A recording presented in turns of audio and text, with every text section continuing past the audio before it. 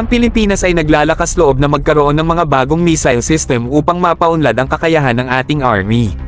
Sa paglipat ng ating bansa sa isang territorial defense posture, plano na kunin ang mga advanced missile system tulad ng American HIMARS-MLRS.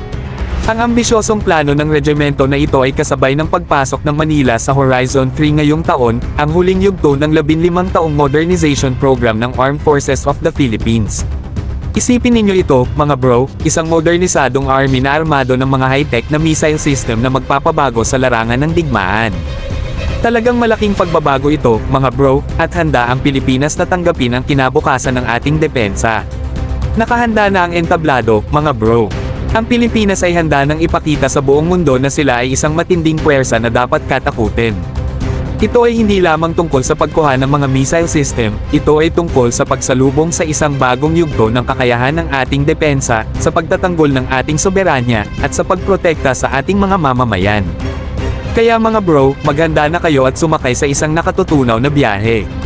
Ang Pilipinas ay nasa misyong baguhin ang mga kakayahan ng ating militar, at gagawin nila ito ng may estilo, ambisyon, at ang tatak ng pagiging Pilipino.